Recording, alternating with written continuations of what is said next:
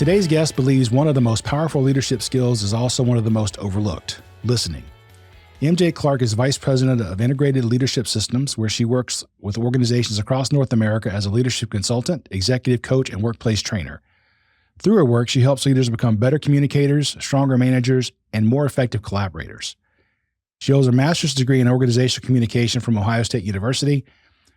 Oh, I should have said the Ohio State University if I listen to the people on TV all the time. And a bachelor's degree in public relations from Ohio University. She's also accredited by the Public Relations Society of America and was inducted into the PRSA College of Fellows in recognition of her contributions to the profession.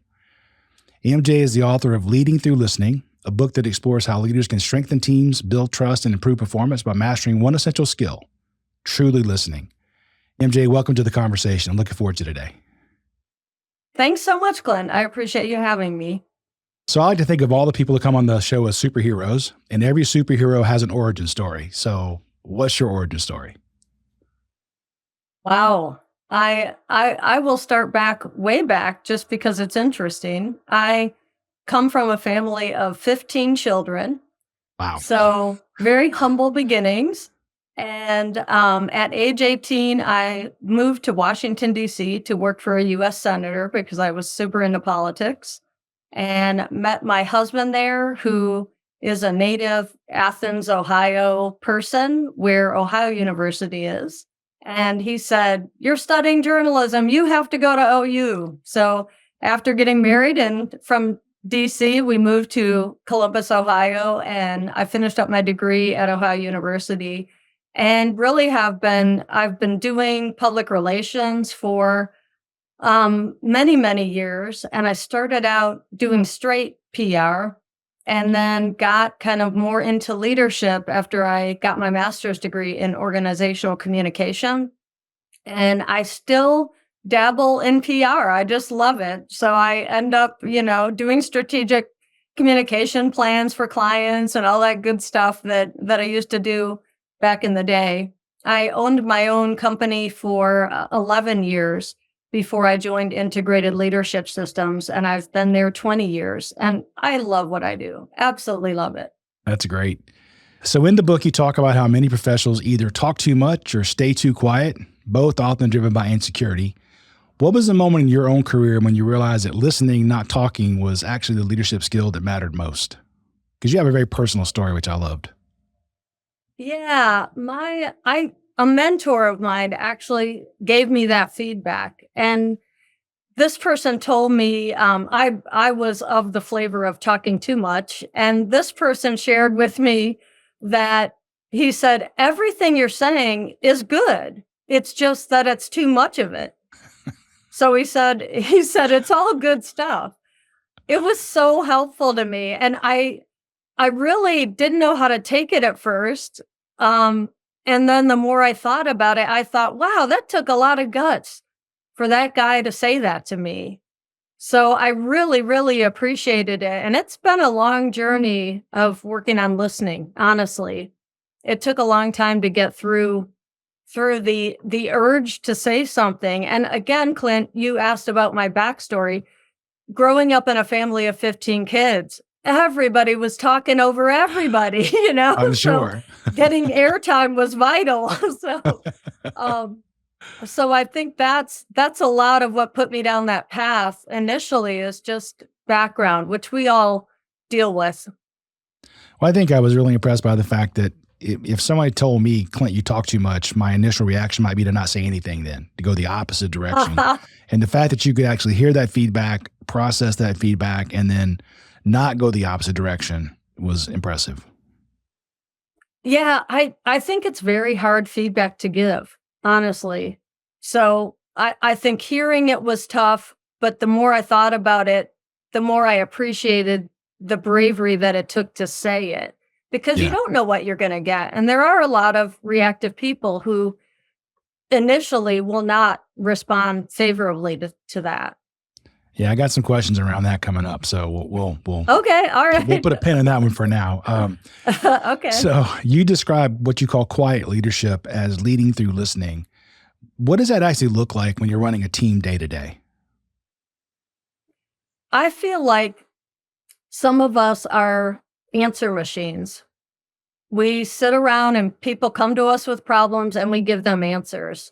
And I think listening thoughtfully, really hearing somebody out and deciding how to empower them to find their own answers is a big part of listening when you're leading a team.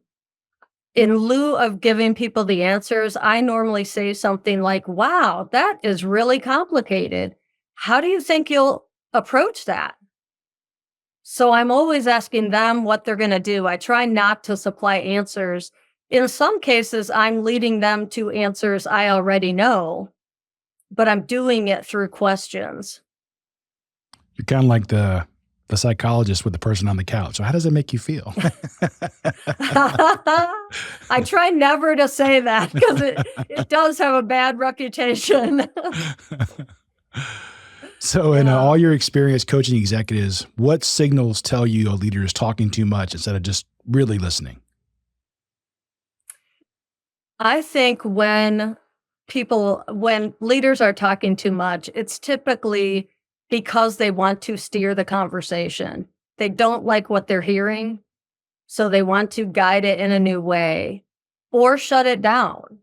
So I think that's what I often see. And, I talk about psychological safety in the book, Mhm. and it makes it very psychologically unsafe when you know a leader is going to run their agenda no matter what you say.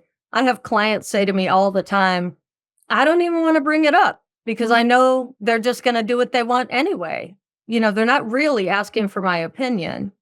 To me, that's a sign that that person is not feeling like they're being listened to. People might think they're listening, so I don't want to discount that. People will tell me, I do listen to him, but if they're not feeling listened to, that's more important. So, what are you doing in your tone of voice, in your body language? In other ways, how are you listening without having that person feel truly heard? Yeah, I had a boss once where he would, and told this is definitely not what you should do. You should do the opposite of this. But he would ask you questions only in the hope that he Uh-huh. could come back at you and go, "That's a terrible idea. We should never do that." It was like, why are you okay? Then would you get exactly what you're talking about? People just shut down. They're like, okay, I won't let that happen again. Yes, yeah, I don't wanna be embarrassed. Why would I ever try this again? Yeah. And so you kind of touched on this, but what really happens to what effect does a leader who dominates the conversation, what effect does that really have on the team performance and the team dynamics? I feel like they don't get as robust answers as if they truly involved others. I I think about that Google research, Project Aristotle, that this research was years ago, but they talked about specifically the teams in the study that they did that were most effective were so because of they termed it conversational turn taking. And when you're in a team, it's very important that everybody on that team has a turn to say what they want to say. And as you just pointed out, when people feel shut down or people feel not listened to, they're not going to participate. And you are not going to get the benefit of a completely different mind contributing to that discussion. And I think that's key because the power of a team is in the collective. And so Yes, you need to have the collective. I always think no matter how smart you are, the group is better than just one person. So you want to have, and the reason you have a every team is time. this cross functional area with the different areas of expertise. So you want that. Absolutely. Yeah, I just think of it like the belief systems that are formulated because of our backgrounds are each so completely unique that you will never have two the same. So even if you think, oh, those two guys are a lot alike, we only need one in the meeting, it's so not the case. So I always think about that, like that unique upbringing and background that each person brings is just a very different perspective. And the more you have of that, within reason, you don't want 30 people in a room trying to, draw conclusions and make decisions. But within reason, you want those varied voices as part of the discussion. And I think that's the job of the leader, or in my case, a facilitator, because as I'm sure you know, MJ, when you have a group of 20 people, there are usually two, maybe 3 that will, if left to their own devices, will 100% dominate the conversation. And the other, 17 are like, why am I here? And so your job as a facilitator is to try to get their opinions out on the table as well, because the reason they're there is because they have expertise that is going to benefit the project or the team. And so you have to work really hard to get those people to open up, because some people just don't want to, either because they've learned in the past that they know they're going to be, it's going to be held against them later, or they're going to be told that was a stupid idea. And so there are some things you have to do as a leader to make sure you create an environment where what I say, the truth is acceptable.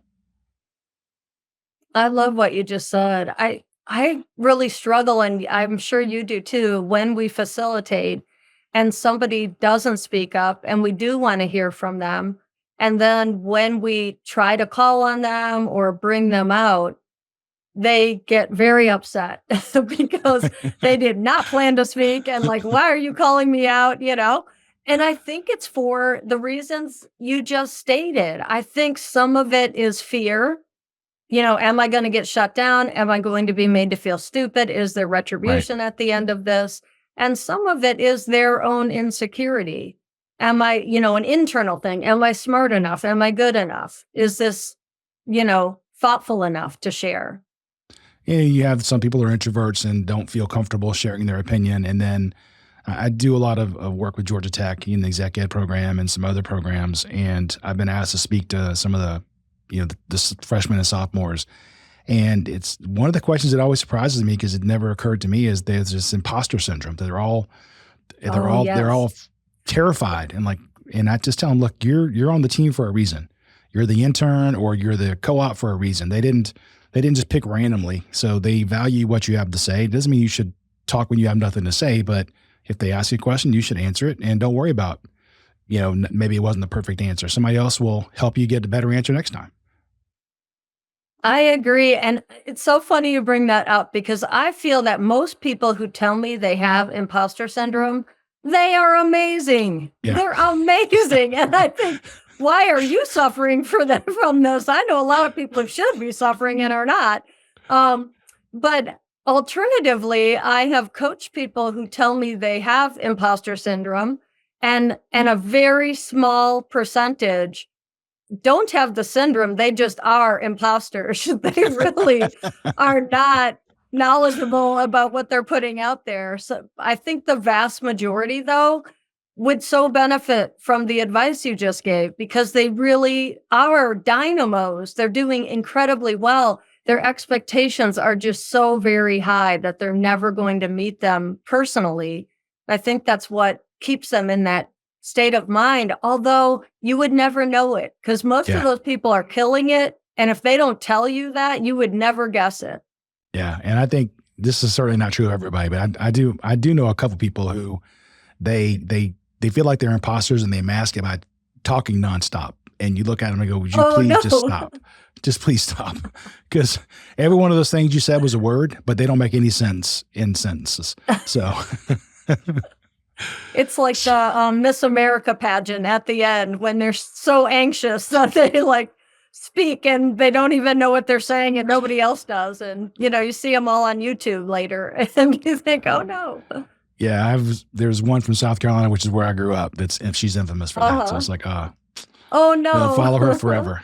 But I think So it's truly an anxiety thing, Clint. it And is. what you said about like talking too much, I think it can be an anxiety thing. Like, I want to prove myself and I'm nervous that you don't think I'm great. So I'm going to keep trying to prove it by the smart things I'm trying to say. Later in the book, you actually talk about body language. And I don't want to jump there yet, but you mentioned if you have a room of 20 people, or I mentioned that, and you were talking about it as well.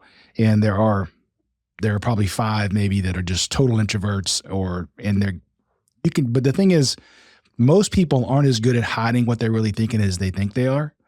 And Oh, either yes. now, my wife is famous for her face tells you exactly what she's thinking. And she says she tries to hide it, but I don't think so. It's pretty obvious. But even people who think they can hide it, you're going to see it's on their face if they truly don't believe it. It may not be the big eye roll, although sometimes it is, but usually you'll see it on their face tightens. There'll be something in their body language that says, boy, this person did not agree with that statement. And to your point, you Yeah. have to find out a gentle way of trying to get their opinion out on the table without saying, well, Clint doesn't agree with that. So Clint, why don't you agree? It's more about, do we have an alternative approach, or is there a different opinion? And so you have to be more gentle about trying to tease that information out. I love that approach. Yeah, you really do have to communicate like this and not like this. Yeah. And the person you mentioned earlier, like, no, you're wrong. I'm just leading you to a place where I could tell you you're wrong, is not going to make friends and influence people. So I love your thought of how do I get that out using their body language? Because typically if somebody's really quiet, I wait until they're actually looking at me. And to me, as a facilitator, that's a sign that they may have something to say. And that's when I tend to call on them. If they're not looking at you, they do not want to participate. So that's one thing I use that's just a Yeah. very small nugget. But like if they look up, I think, okay, they're somewhat open on this one, you know? And I teach a lot of classes, and it's even I've actually had friends I went to college with take a class from me, and this is somebody that I drank many beers with and went to parties with, and so we're good friends. And I'm teaching the class, and he'd be looking at me, and I'd make eye contact. He would look away. I'm like, "What are you doing?" And it's just his tendency was not that he didn't like to look people in the eye. So I'd be like, you're supposed to be supporting me here. Like, what is exactly. that? So That's great. when a leader truly listens, I mean, like really listens, what changes inside the team that most leaders don't expect? What happens that they didn't see coming? Just because they, as the old saying goes, you have 2 ears and one mouth, you should use them in that ratio. So assuming they actually do, what happens? I feel when people feel fully heard, they feel respected. And I don't think leaders think that way. But I remember my son, who's now 27, when he was in high school, he wrote some paper that mentioned that he felt really respected by me. And I remember asking him about it because I was very shocked. And he said, you always listen to me like I'm somebody that you work with. Like you fully listen and care about my ideas, not like I'm a kid, like I'm somebody you truly respect. I did not think that that was a normal outcome of listening, but I was really practicing listening during that time. So I was very much paying attention to everybody I came in contact with to practice. And the fact that he felt respected, I think is something we don't see as a natural byproduct of that. I mean, I was going to talk about this later, but now is a natural point. Sure. When you are trying to make somebody, because what you just said is he felt heard, right? I mean, he really felt heard, Yes. and that seems like a flippant statement, but it's really not. People, there's another common thing where people don't always remember what you said, but they remember how you made them feel, right? You can give them the worst news in the Yeah. world, but in a good way. And in that case, they just want to feel heard. They want to feel like you actually care about what they're saying. And one of the ways you can do that is by making eye contact. So one of the things I get mad at Yes. is when somebody's having a conversation with me and they look down at their phone, and I just want to tap them and go, is that more important than me? Because I can come back later. I mean, I'm here. It's your Yeah. request It's maybe. And hard. why are you not looking at me? I do think people are so distracted today. So it's not, I remember I was coaching a CEO of this big energy and gas company years ago, and people kept telling me, like, he does not listen. So when I met with him, I said, what's going on? Like, when somebody comes in here and wants to talk to you, what happens? And he said, well, they sit where you're sitting, which was right across from his desk. And he said, and I just have this conversation. And I said, well, what are you doing during the conversation? I said, are you looking down or looking through papers or what? And he said, well, I might answer an email, or if my phone rings, I might pick it up, or I might look at an email on my phone. And so we decided together that when anybody came to his office, he would go to this side table that he had right there. I said, just go there and invite them to come and sit. That way you don't have any of these distractions around you. And I think that was it. Like his laptop would ping and then he'd all of a sudden be looking at it and, oh, give me 1 second, I'll answer this email. And that is something we are all contending with these days, not just on the job with coworkers, but even ourselves, trying to keep us away from all the electronic noise that's in our environment. Yeah, that actually just took me back to early in my career. I had that same boss who liked to slap people down. He would call me to Oh his no. office and we were remote, so it would take me 30 miles in Atlanta, it can be an hour, to get there. So I would drive all the way out Wow. to Stone Mountain where he was from where I live on the other side of town. And I'd get there and Uh-huh. he'd have a conversation with me, but he wouldn't look at me. He was looking at his computer playing Minesweeper. And it always felt No. so dismissive. It's like you've made me waste an hour each way. And if you're not even gonna look at me, we can just talk on the phone. I mean, I'm Oh out here my watching you play gosh. Minesweeper while you have a conversation with me. It's just look me in the eye, man. Come on. And I've gotten in trouble a little bit with that. When I talk about listening nationally at conferences, every now and then someone will say, like, I have a background that it's very disrespectful to look people in the eye. Yeah. So I do have some people with that. I just met with someone the other day who said they were not looking at me during our meeting, and they offered it. I didn't even say it, but they said, I grew up Mennonite. And so it's very disrespectful to look people in the eye, especially someone of the opposite sex. And I was Hmm. like, oh, very interesting. So I always throw that caveat in there. Yeah. But even in a business role, if you grew up a certain way, I honestly believe it does hurt you, the lack of eye contact in Yeah. business in the United States. Yeah, because it feels disingenuous. It feels like you're not really engaged Yeah, so what are yeah. you hiding? Yeah. Yeah. This conversation reminds me of one of my favorite guests previously was Dr. Sherry Turkle from MIT. She's written multiple bestsellers, and the two that come to mind are one was Alone Together, and another one was called Reclaiming Conversation. And they both talk about the Nice. negative impact that technology has on interpersonal relationships. And so it really resonated with me when you wrote in the book, we must stop hiding behind technology. It's slowly killing our relationships. I really believe strongly that that is the case. In fact, when all these apps and IM devices and all of the different things that we have access to came about, I remember saying to my husband, I will always have work as an executive coach because this is killing communication, and that is what I've spent my life studying and caring about. And it is exactly what you said from the book. It is killing us. And I just want people to connect. And I see it. I don't know if you have seen this, Clint, but I've seen it kind of come full circle where everything was online, online, online, and digital and messages. And then lately, clients have said to me, I only want to meet in person. Yeah. And I think, wow, shocking. But I think it has come full circle. I think people are now getting tired of all the technology. And I also have clients who want phone calls, which is way back in the day. I mean, people, the generation above me were the ones calling all the time because they didn't have any other means. Yeah. So I think people asking for phone calls and asking for in person meetings to me is just that cycle coming back around to people caring about communication again. And communication is important because I don't think you can even have great teamwork if you don't have communication, and communication requires listening.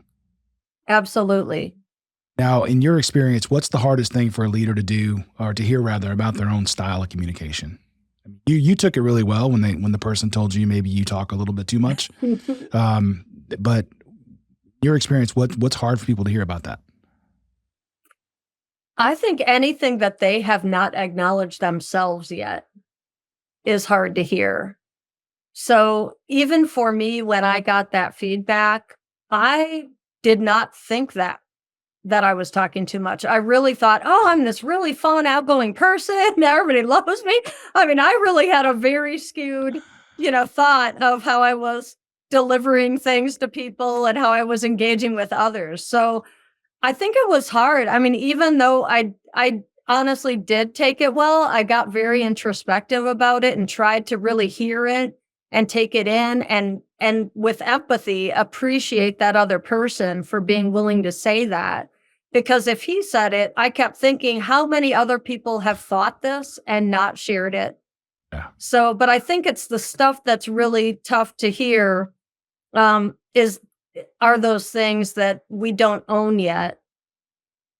Which really ties into my next question really well. Because in the book you emphasize that self-awareness is the foundation of effective communication, and yet if I take what you just said, if I understood it correctly, it's most of us aren't self-aware of our flaws. No. In a nutshell, no. I think most people, because they live in themselves all day, so they listen to themselves all day, I think they think they're doing it all right. I mean, because of how they think about how the world works, their own self-definition, which is often skewed, I think those things lead us to believe that everything is great. We really do.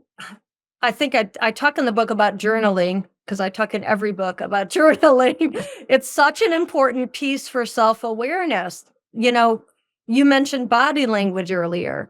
When I'm droning on, what are other people looking like? What is their facial expression, like we discussed? What is their body language telling me? If they are rolling their eyes or they're saying, they're not listening to me. So, can we take those clues and really use them to understand ourselves better? I think self awareness is very, very tricky for most people. I think we all think we are self aware, and I would argue that most of us are not at all self aware. And sometimes it's, look, I got to where I'm at because I am who I am. So why would I need to change that? I must be doing something right, or I wouldn't be the senior vice president or the project manager or the product manager or whatever. Yes. I mean, I don't know if you use 360 assessments in what you do, but when we use them and people look at their results and they figure out that they are not very self-aware, they'll usually say, "Why have I not been fired yet?" And I always think, "Oh, like you are doing good, you're doing good things. Do you want to be great or do you want to be amazing? If you're already amazing, do you want to be phenomenal? Right. Like, what is that ladder?" And for me, it's about sharpening the saw. It's about always getting better. So you can still be effective in your job. You can still be making money for your company and all those good things. But where are you on that ladder and where do you want to be? If you want to go up a rung or two, you are going to have to understand yourself better. And that's the tricky piece because I live in me listening to me all day long. And I'm great. Yeah, I would not fire me. So, There's so many things in the book that I just love when you were saying it. One of them is in classes that I teach, we still provide printed manuals for the students to use in our 2-day class. And yes, they have blank spaces where people have to fill in the missing word or write the concept or the answer that I write on the tablet up in the front of the room. And every now and then somebody will say, "Come on, man, this is 2026. Why can't you just send me this electronically?" And I'll let you answer because I know you're a strong advocate for handwriting and journaling. So why is handwriting more effective than just typing on a screen or tapping on a screen from a brain perspective? yeah, it actually um it ignites different areas of your brain if you are writing with a pen or pencil or if you are typing something. Same with if you're talking to someone like we are, different areas of your brain are lighting up. And I find when I teach, I always have handouts. And I think I probably have some people in the room thinking the same thing, like, "Why are you giving me paper? How many trees have you killed today?" And I really think that, especially for learners, there are different types of learners. So if I'm an auditory learner, I want to hear you. If I'm visual, I want to see your PowerPoint. If I'm tactile, I want to be writing something to really have it sink in. So I really think for learning, that's especially important. And I think for us, it creates more engagement. I'm listening to you, I'm looking at this paper, and I'm writing it. It's all three things. So we're hitting all different kinds of learners. When I want to learn something, if I'm buying a book, if it has a workbook, I always get the workbook. And I created a workbook for Leading Through Listening, my book, because of that very thing. I love them because they just have more experiential learning. They just add to my learning to be filling something out while I'm learning. They still do studies today that prove this out, that you retain better when you write something on paper than if you just type it. Because when you type it, it's more of a stream of consciousness in one ear and then through your fingers to the keyboard. But when you're listening to somebody talk and you're writing, then you do tend to remember it more. And I've done sessions where back in the old days, before we had tablets, we had the overhead projectors where you'd put the Yes. ceramic or the plastic sheet on and write on it. And there was a I time taught where back in those days. yeah, exactly. So there was a time when I'd broken my right hand and I couldn't write. So what I did was, rather than clean my slides, I just left them filled out and I just uncovered the answer. And what was interesting to me is when I didn't write, they didn't, even though on their piece of paper it had a blank, 90% of the people didn't fill in the blank. But when I write, how interesting. You write. And I will often observe when I write on the left-hand side of the page, they'll write on the left-hand side of the page. When I write on the right-hand side of the page, they write on the right-hand side of the page. And that still happens today. That is so fascinating. That's a research study right there. Probably so. That's fascinating. We always research things we already know, but it's like, no, I have to prove this. Exactly. So you have another concept. You talk about ABC, which is activating event, belief system, and consequences, an ABC model, and how leaders can use it to change unhelpful emotional reaction. Can you explain that a little bit? Sure. Yeah, it's a model of cognitive behavioral psychology. So cognitive is what we think and behavioral is what we do. And it's a model developed by a psychologist named Albert Ellis that I believe he produced in the mid 1960s. And it's been re-researched a multitude of times by other researchers. And it's been found to be the most productive way for people to create change in themselves. And I would argue in other people as well, if you are mentoring and developing others. So the activating event is something that happens outside of us, something that happens out in the world, usually things that we can't control. They happen to us. And it's usually, for purposes of the explanation of the model, it's something that gives us a negative emotion of some sort. So when you think of the word activating, it's kind of something that triggers us negatively. The B and C are things that happen within us. Whatever that activating event is, we're taking in through our belief system. And our belief system is made up of all of the experiences that we have had since we were little kids, all the way up to whatever age you are now. So our brain is literally mapping all of those experiences so that it defines for us and only us how the world works, who we are in the world. How, our biases are in there based on all of our experiences.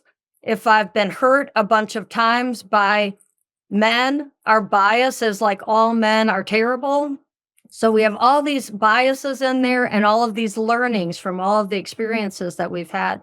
So we're filtering the activating event through that belief system, and it produces some kind of thought, usually negative if we're being triggered.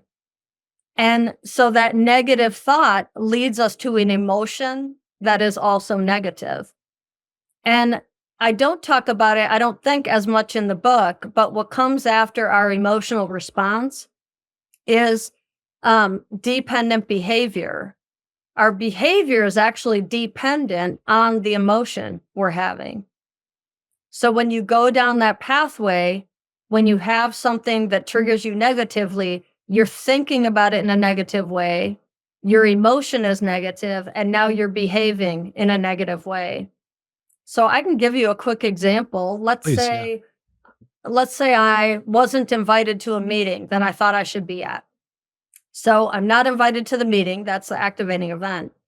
My thought is that colleague does not respect me.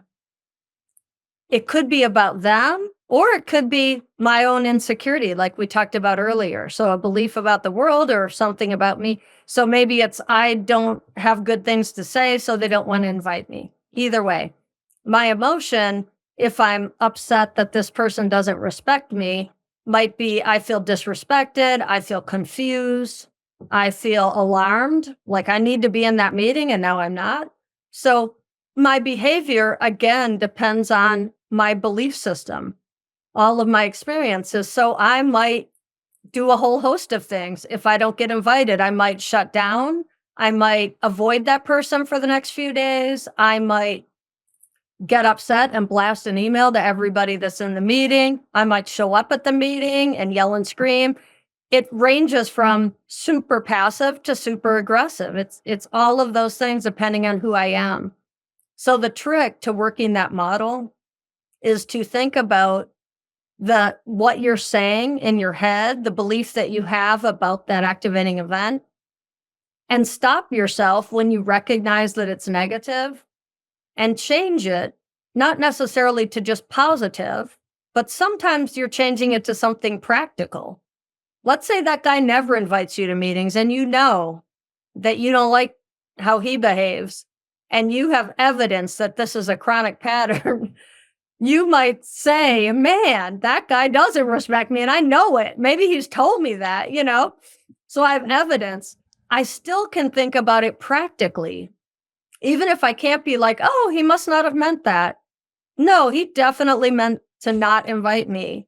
So how could I be practical about it? Okay, he's not inviting me. There are other people in the meeting. I'm going to ask somebody else to say in the meeting why I should be there and that they invited me.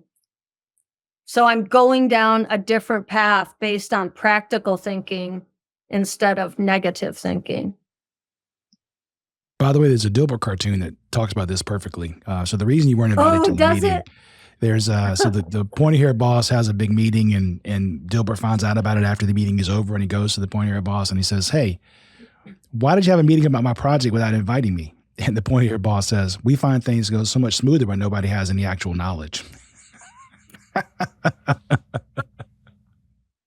I love Dilbert so much. Yeah, That's great. hilarious. Yeah, I mean, I think a lot of times you might get not invited to a meeting for positive reasons. Maybe that person thinks like you don't need to be here. It's going to be a waste of your time. I mean, there are some positive reasons.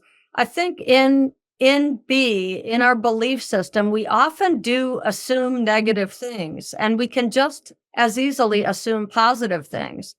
So I'd like to stop myself. Like, is this a fact that I know that I'm thinking, or is this an assumption? And if it is an assumption, is it negative? Right. Because that will take me down that path every time. So there's another term you use in the book called cognitive dissonance. So what is that, and how can we use it to help ourselves grow? So cognitive dissonance is when our reality does not match what our brain thinks. So let's say our brain thinks, dang, I am this super smart person. And the reality is, I didn't go to college, let's say. So my brain is very upset because I think I'm smart, but I don't have evidence in the external world to validate that, to make me feel smart. So our brain is at unrest. And I think when we find we will do all crazy things with that. We might lie to people and say we've gone to college because we want them to think we're smart and it's so important to us. Do you know what I'm saying? Yeah. So I think when we can recognize, okay, I'm lying about this thing, that's a really helpful way to become more self-aware. What is the importance I have here that's causing this behavior because it does not match what I have in my head as part of my self-definition, as the way that I think about myself, it's not matching. So I think it's really important, especially with that. I think people lie pretty regularly, even though they might disagree with me. I think it happens pretty regularly. And that's a good way for people to stop themselves and say, why am I lying right now? Why am I saying something I know isn't true? Can I peel it back? And not just think, oh, I'm just being silly or I'm just kidding. I think we laugh things away that are very serious and very, very helpful. If I could journal about things like that, that's going to get me a lot further in understanding where some of these thoughts that are not helpful are coming from. So we want to, first acknowledge that there is cognitive dissonance.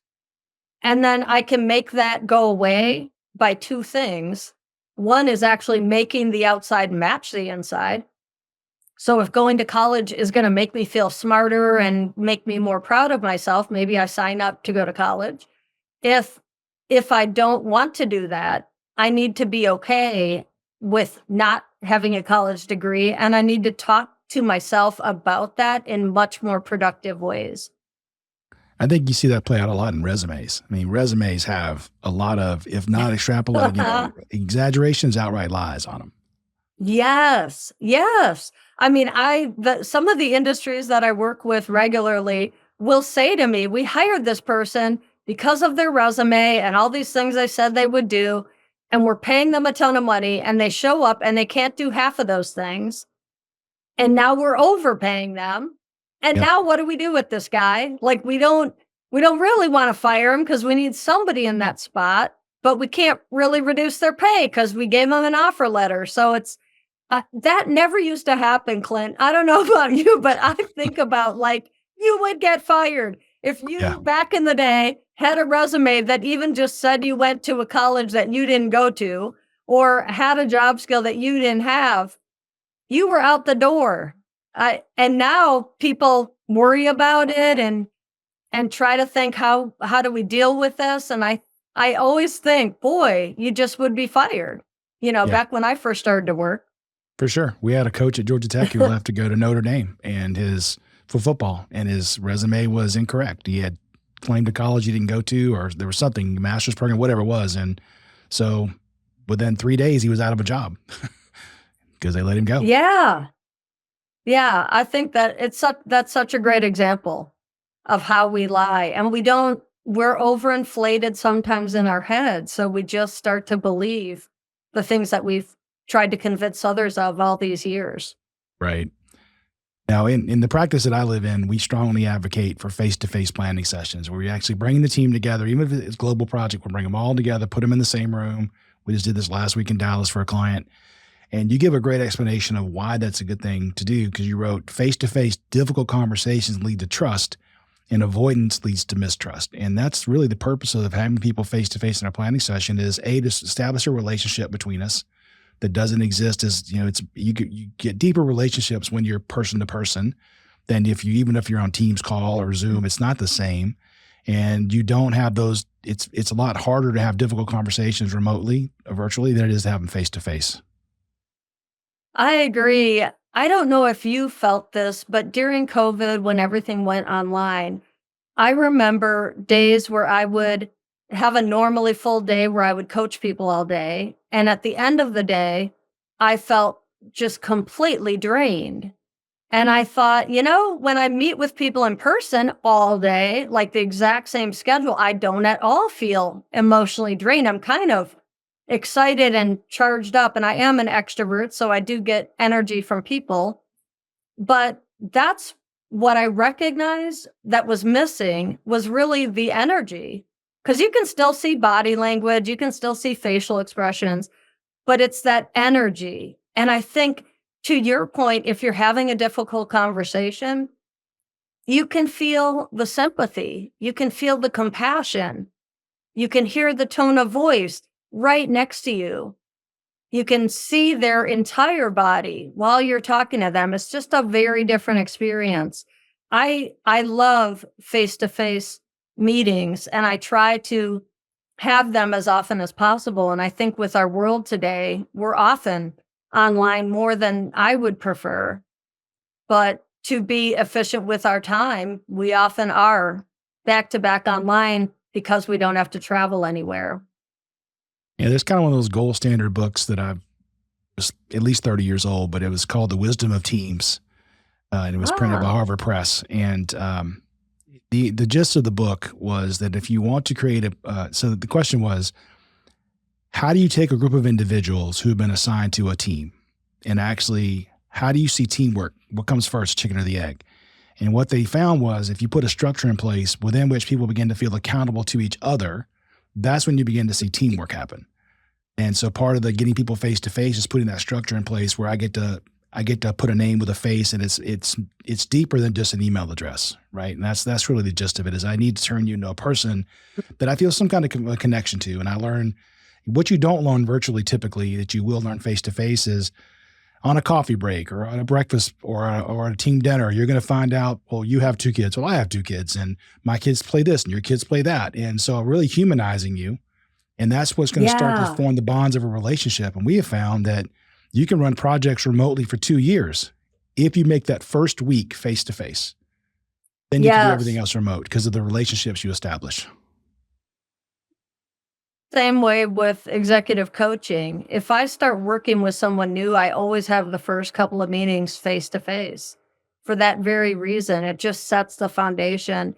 And your point a minute ago that was somewhat related to accountability, I think is a big reason for that. It's very hard to tell somebody you didn't do what you said you would do when you are face to face. It's Yeah. so much easier online or over the phone to just say, "Hey, yeah, I didn't get a chance to do that." But when someone's looking right at you, expecting results from you, I think it makes it much harder to not have things done. So it's built-in accountability. Especially when you learn that the last time you were late on something, you caused this person pain because they had to work a weekend and miss a big event in their kid's life. Yes. That then you put pressure on yourself to make sure that doesn't happen again because you feel obligated now.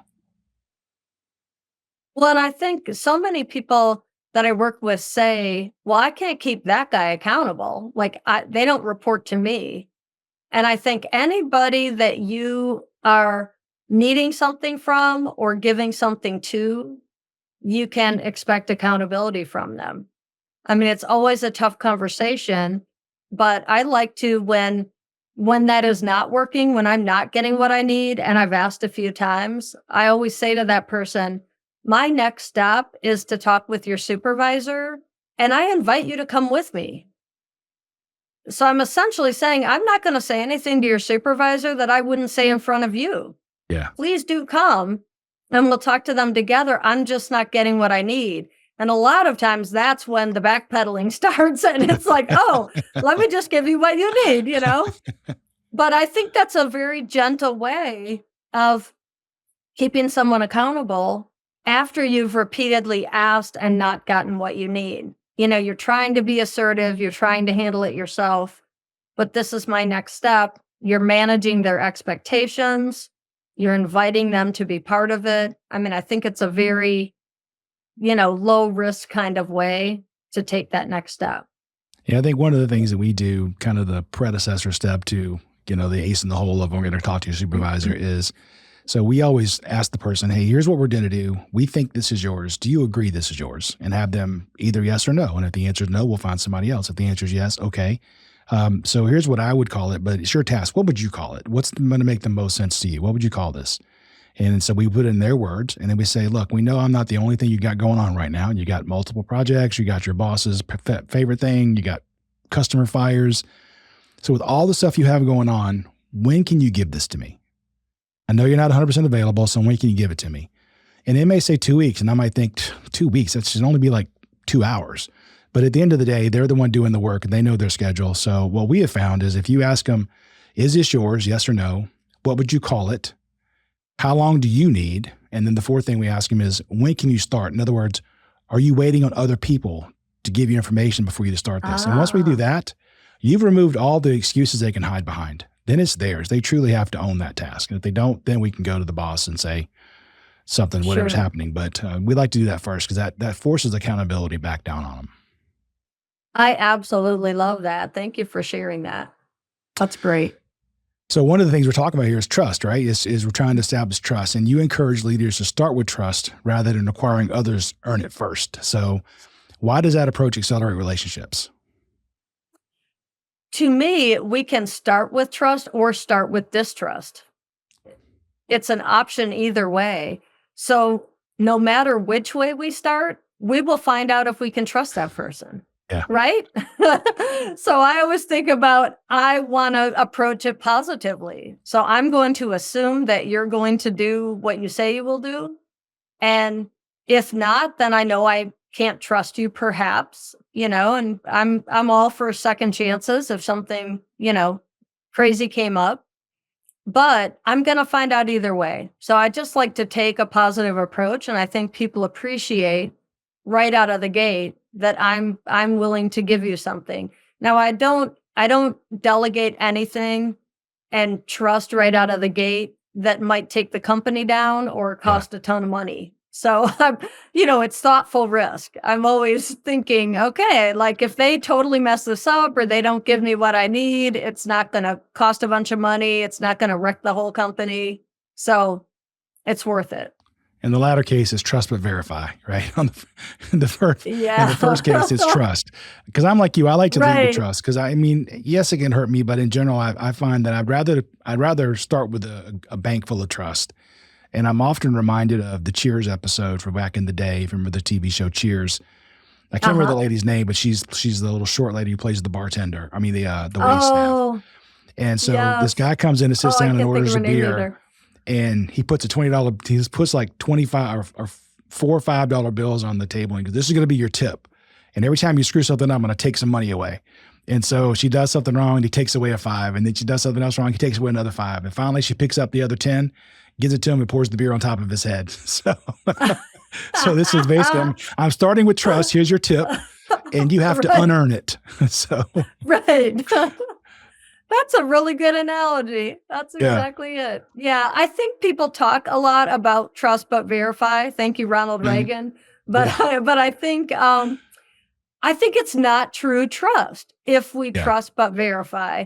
I do think follow up is super important, and I think maybe that's more of what you're alluding to. I mean, we do want to follow up, and I think people get very, very resentful when they think, well, I don't want to babysit somebody. Like they should just Yeah. do it. I think, 10 seconds of your time to shoot an email somewhere or drive by asking when you're in the hallway and their office is right there. I feel like that's low-hanging fruit to get what you need. So Yeah. I'm willing to take those extra steps, even though, I'm expecting it on time, well done. Right. One of the things we talked about earlier was this how do people can be reactive, right? And so when someone receives this constructive feedback defensively, what does that really signal about their leadership maturity? I would say it signifies that they don't have a high EQ, emotional intelligence. So I I think it's very hard to lead with a low EQ. And there are certainly people floating outside that that have that exact thing going on. But really, if you think about self-awareness, it is the cornerstone of emotional intelligence. It's really where we start understanding ourselves so that we can behave in ways that make us proud of ourselves before we take that to other people and try to have good relationships and have political awareness and those kinds of things that are kind of 2.0, I think of it in emotional intelligence. So I really think people who are reactive, that is actually indicative of the teenage level of adult development. So if you think about teenagers, I always use the analogy from my high school days when you think, okay, that guy stole my girlfriend, so me and my buddies are going to go TP that guy's house on Friday. Like Yeah. that is reactivity. This happened and we're going to do this. They don't think about the B and C in that ABCD model that we spoke of earlier. They're not processing, why did that person leave me? Well, I've been a pretty crummy boyfriend. So, I was initially really mad, but I guess I get it. So I Yeah. don't need to, take my toilet paper over to that guy's house because it's really on me, like what do I own of this? And teenagers' brains are not fully developed, which is why they run around like molten lava, emotionally.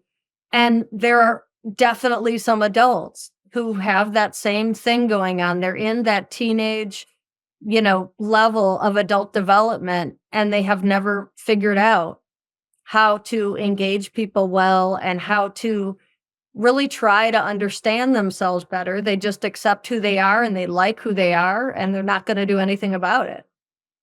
And I think it's the defensiveness that one of the things that kills me is they'll give you a million excuses, and it's you just want to say, look, and I've had this conversation with my kids. It's like, look, you can disagree with my point, but quit finding excuses. It's actually your fault. Listen, we can talk about why it's your fault. Just own that it's your fault, and it won't happen again. But don't give me, well, this happened and that happened, because you're not helping yourself. It's you could quit being defensive, and that's that level of maturity you're talking about. Which I think in the book you say the brain doesn't really finish until you're 25. Is when it really starts to mature. Yeah.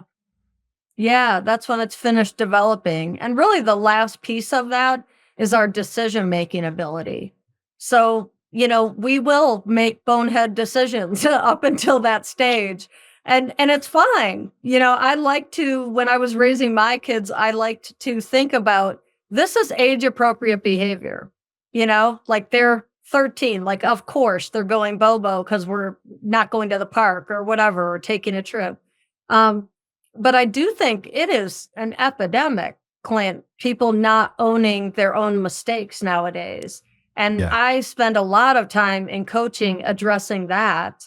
And really, self assessment tools don't help so much, like DISC and Myers Briggs and things that people fill out themselves.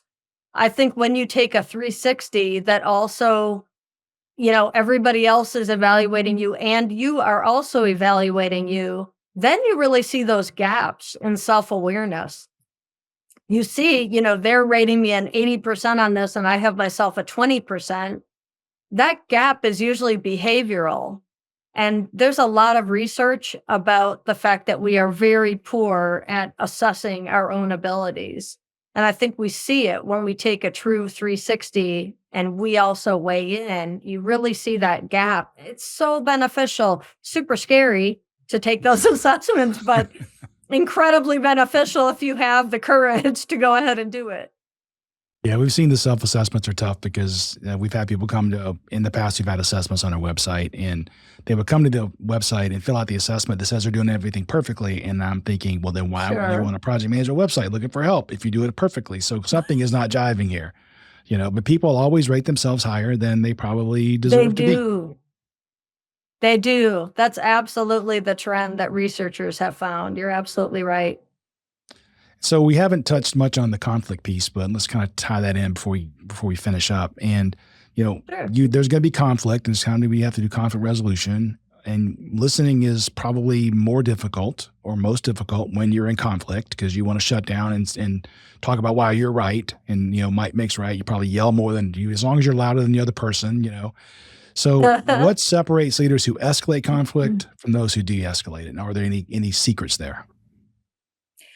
I think it really starts with emotional intelligence. It starts with you as the leader. Can you understand what you are going through emotionally when you are either the recipient of a tough conversation or you're giving the tough conversation? Either way, we have to understand ourselves. I think one thing I do, besides listening well, which we talked about earlier, is that I tend to lower my volume and I speak a little slower. And I think that way the person knows, like, I'm really calm. I'm going to be very patient here. I'm not going to blow up. Just kind of lowering my volume and speaking a little bit slower, just like this, just kind of takes the room down a notch. So I think that is very helpful.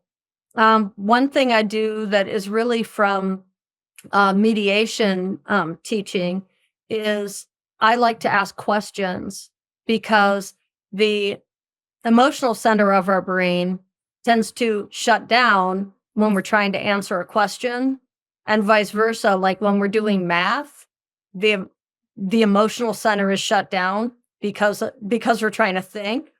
But when we're emoting, we're not able to do math. We're not able to think clearly.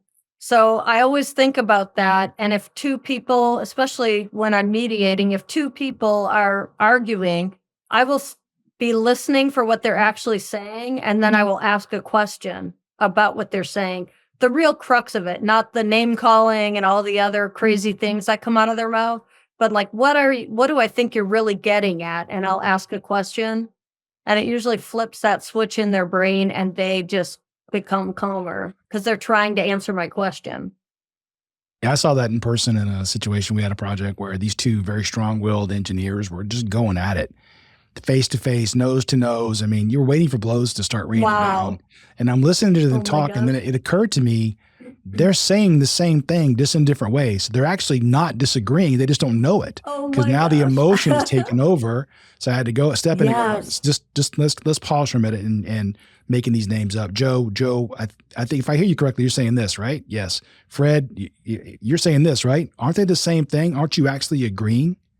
And it took a minute because now their feelings are like, no, I have to be right. But then they're like, okay, you're right. We are. But it's so funny. You need to be able to de-escalate, take a step down, to your point, take the emotion out of it and be able to and have some real thought. I think a lot of times when I am called in because people are in conflict, what I find most frequently is that each person is saying the exact same thing about the other person. And I like to, when I bring them together, like I've interviewed both of them, when I bring them together, I like to tell them that. I like to say all of the things you've said about the other person, that person is also saying about you. And then I just pause and they're both shocked. Like, what? Like, do you think I am that?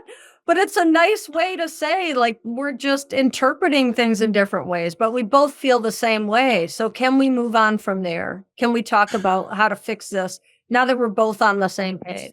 I'm not a jerk. You're a jerk. What are you talking about? Right. Exactly. So if someone's listening to the podcast today and they really want to become a stronger communicator, where should they start? I think they should start with themselves.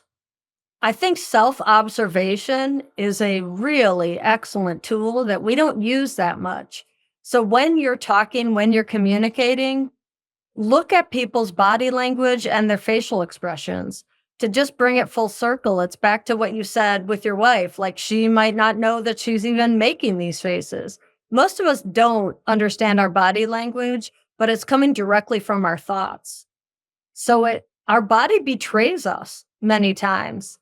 So look at people's body language, at their facial expressions, at their tone of voice, and then journal about those things.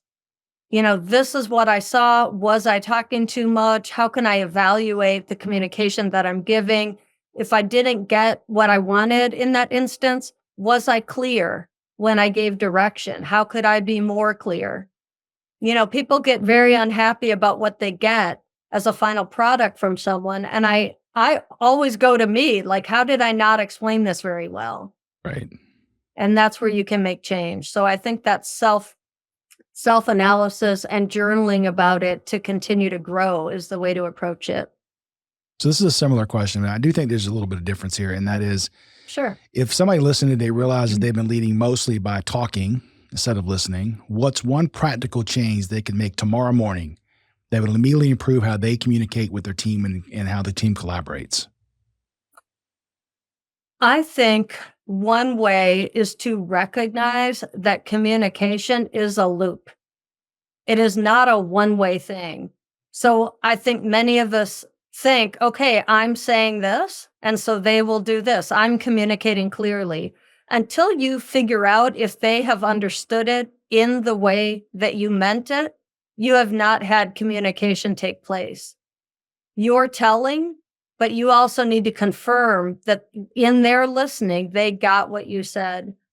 I'm big on sending follow-up notes. So not detailed notes, but let's say we had a conversation, to send you a quick text or a quick email saying, just so we're on the same page, you said you would do this. I said I would do that. Is that what you understood? I'll say that in the meeting while I'm face to face. But if I don't have time, I'll follow up with some kind of communication like that. I think it's important. We open this podcast every week with a quote from George Bernard Shaw that says, "The single biggest problem with communication is the illusion that it has taken place." And Yes. when I was researching my second book, I thought communication and conversation were the same thing, but they're actually not. Communication can happen in a one-way, asynchronous situation where you send a text message or post something on Slack or send an email, even just leave somebody a voicemail. But a conversation, by definition, is an oral exchange of information. And the key word there is exchange. Because as you alluded to earlier, when you tell me something, because I talk about this all the time, and if you played the game of telephone when you're a kid, you'll totally get the Yes. fact that the message changes, right? But Yep. in the business world, that same thing happens where, to your point, a leader says, they say it very clearly because it's clear to them, so it must be clear to you what their intentions are, and yet they're unpleasantly surprised when they don't get the result they wanted. Whereas if you set up a situation where you could ask clarifying questions, and I could Yes. say, well, MJ, when you said turn left, do you mean like turn left right now at the McDonald's, the stop sign, the stoplight? What left do you want me to take? Because to you, turn left was quite clear. Clint turned left. But to Yes. me, I don't know which left. So if I can ask these clarifying questions, you're going to get a much better result and closer to what you actually wanted. And that's a conversation. I agree. And it's back to our agreement that face to face does work best because then it is more often a conversation. You can ask those clarifying questions. You can ask if it was understood the way you meant it to be. And Yeah, I it's a agree human with nature you. thing as well, MJ, as I'm sure you realize. It's basically what happens is a human being, I want to check things off my to-do list. And the best Yes. chance I have of getting that done is if I email you and hope I never hear from you again, right? Right. Because then it's off Right. my Done list and and you done. never Yeah. said no, so I'm okay. But That's in right. reality, what you should be doing, and nobody wants to do, is pick up the phone or walk down the hallway and say, "Hey, here's what I did. Is this right?" But the reason we don't do that is because I might not be able to check it off my to-do list. You might come That's back and say, "No, exactly that's not what I true. want." Yeah, you've hit the nail on the head with that. I think we're all basically impatient these days because of all the technology. We get answers immediately, and when we don't, it's a problem. So we want to communicate in the same way. If you don't write back right away, I'm going to assume that it's all good and I'm going to move along.